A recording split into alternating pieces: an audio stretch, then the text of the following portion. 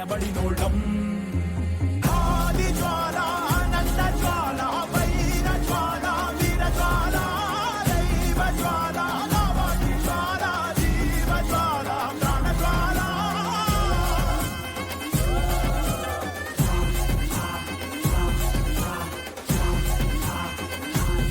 వెన్నెల చల్లదనాన్ని కురిపిస్తున్నా ఈ పున్నమి రాత్రి ఎంత భయంకరంగా గడిచిపోయింది.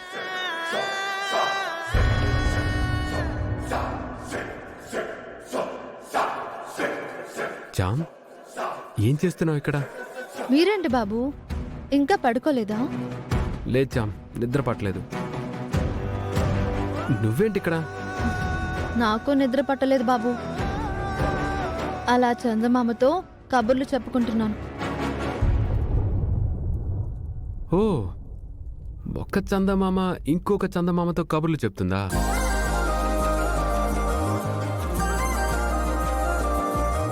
సరే, ఏమంటున్నాడు చందమామ? ఏమంటాడు, ప్రశాంతంగా ఉండమని నేను వెన్నెల కురిపిస్తూ ఉంటే మీరెందుకు అంత టెన్షన్ పడుతున్నారు అని అంటున్నాడు. ఆయన చెప్పింది నిజమే కదా.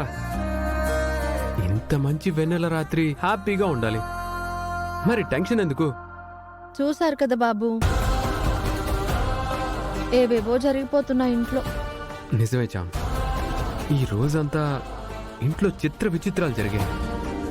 అవి ఎందుకు జరుగుతున్నాయి ఏంటి అనేది మాత్రం నాకు అర్థమై చావట్లేదు. అవును బాబు, ఒక రాత్రి అంత భయంకరంగా ఉంటుందా అని నేనెప్పుడూ అనుకోలేదు. ఎక్కడ నా గురించి నిజం తెలిసిపోతుందో, ఎక్కడ నీకు దొరికిపోతానో, నిజం తెలిసాక ఎక్కడ నువ్వు నాకు దూరం అవుతావా అని చాలా భయపడ్డాను చామ్. ఆ భయం ఇంకా నా మనసులోనే ఉంది. అక్క రాజుగారి మనవరాలిగా ఈ ఇంట్లో చలామణి అవుతుంది. తను మా అక్క, మా పరిస్థితి ఇది అని నేనెవ్వరితోనూ చెప్పలేను. ఒకవేళ ఆ విషయం ప్రేంబాబుకు తెలిస్తే ఏమనుకుంటాడో. నాకు కూడా అబద్ధం చెప్పావా అంటే నేనేం సమాధానం చెప్పాలి? ఈ నిజాన్ని ఇలా ఎన్ని రోజులు ప్రేంబాబు ముందు కూడా దాచిపెట్టాలి?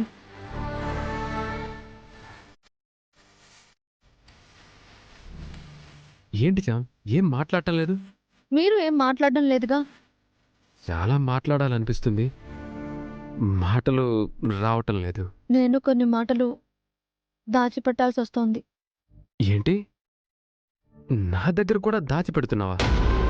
మీరు మాట్లాడుకుంటున్న మాటలు మీరు మాట్లాడలేకపోతున్నట్టే